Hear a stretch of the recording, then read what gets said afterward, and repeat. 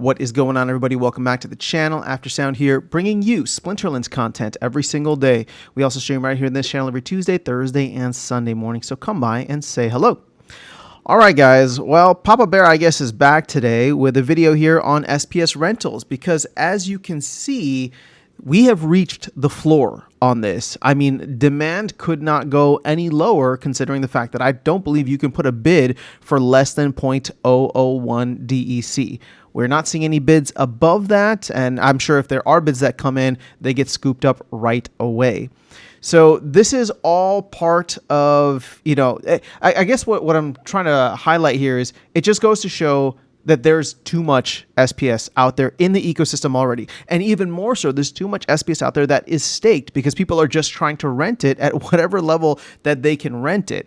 And I mean rent it out, right, for folks. So obviously with the Wild Season Pass really kicking things into gear and reducing the number of players, or at least players that want to participate and need SPS, I mean, this, again, just goes to show that we are at a point where there's just too much SPS out there. Now, this isn't what I'm trying to cover here isn't anything new necessarily, right? I think that this was something that was always going to follow. It just took a while for us to eat through all of the bids, because if I go down here now and let's see, there's some crazy ones. Like, look at this. This is 100,000 SPS from a year ago, 4 months ago. I'm seeing 5 months, right? 7 months ago, 8 months ago, right? So look at all these from a year ago, right? So these are bids that people put in a long time ago. They may not even be playing anymore. So a lot of this demand actually may not even be real, right? I would look to see what's come in the last month or so.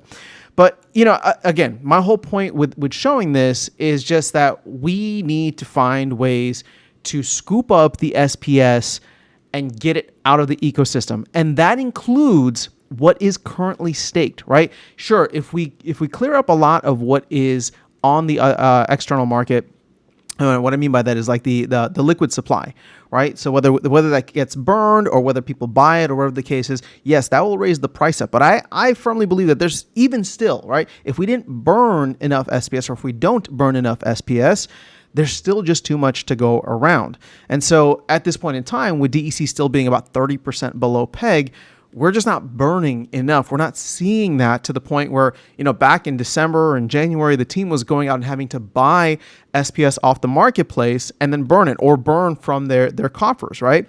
So to me, again, none of this is surprising. None of this is new. We've definitely been on this trajectory. And so I know I said Papa Bear at the beginning. I'm not trying to frame this as I'm not trying to frame this as something like new and terrible, because it's actually old and it sucks, right? But it doesn't. It's on that same wavelength of everything that we've been talking about.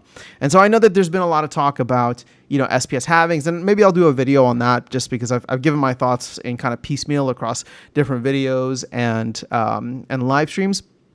But I know that there's been talks about that. We had a proposal come in that I believe did not pass, which was trying to reduce the overall amount. But none of that really attacks the. I don't know if it's the core problem, but it's definitely a major problem of the simple fact that there's too much SPS out there. I mean, you have folks sitting on literally hundreds of millions, right? Sorry, not hundreds of millions, tens of millions of SPS. And they don't need that for the game. So what are they doing with it? Well, they're just trying to rent it out, and there's no appetite for it, mainly because I guess the people who have remained here probably can go out and just buy it themselves, or they can just wait until all of the other bids have been eaten up and now can come in. And, I can easily probably rent out SPS if I just put something in for 0.002. So what's the solution here? Well, again, we go back to what the team is trying to solve from a larger context, which is we need new players to come in and buy up all of the SPS. We need them to come in and demand this new SPS. Now, I get it. That's where the team is focused, not trying to take away from that. But the other contingency that I think should be planned for, and I hope that the team will pivot to after they're done with the new player experiences, how do we find other ways in order to get direct SPS utility? So when Crypto Eater, who has 37 million, right, probably only needs 400,000 for his bot to be able to get the max amount, he's not just renting out the other 36 million, right? We need to find ways in which people can come in and use it for XYZ, right? I think land would be great. I thought with guild alliances being talked about a year and a half ago at this point, I thought that was something that could have allowed for more direct SPS utility. Like, we just need people to want SPS in larger quantities. And yes, new players coming in will fill that, and maybe even fill that sufficiently.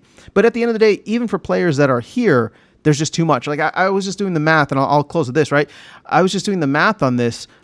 There's about maybe 6,000 players, right? We've seen about 6,000 daily active users on the days when, the bot farms aren't in there cleaning out their accounts. It's usually about, 60 or 6,000 or 6,500. But let's just go with 6,000 players, right? 6,000 people who are actually actively trying to play in the game.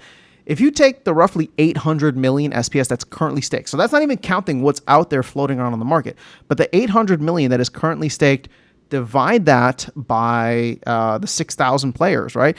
I believe the math came out to like 133,000 SPS on average per person.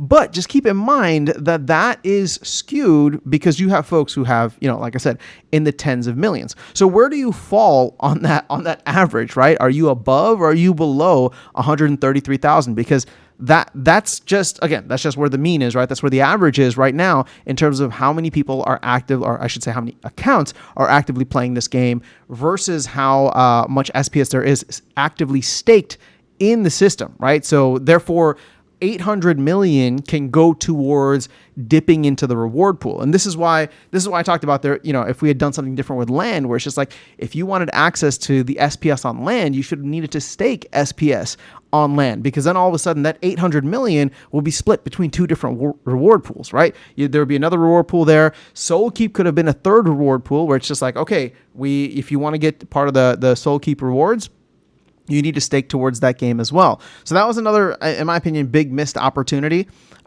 because here we are with 800 million divided by, however many accounts are active, when we could have had it, 800 million divided by the accounts here, divided by even the same accounts that we're trying to dip into the land pool, divided by the same accounts that we're trying to dip into the Soul Keep pool. And then you pour the gasoline of new players potentially coming in and looking and seeing like, oh, I like the card game. Oh, wait, no, I like the tower defense game. Oh, wait, no, I like the land game.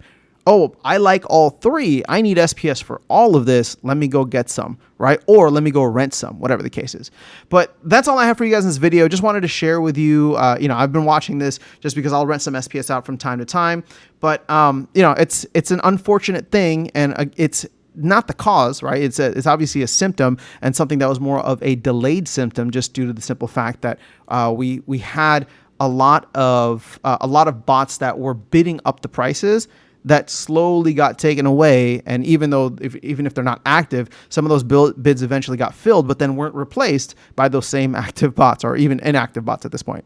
So let me know your thoughts in the comments below. That is all I have for you guys in this video. Otherwise, I'll catch you all in the next one and see you around the game. Take care.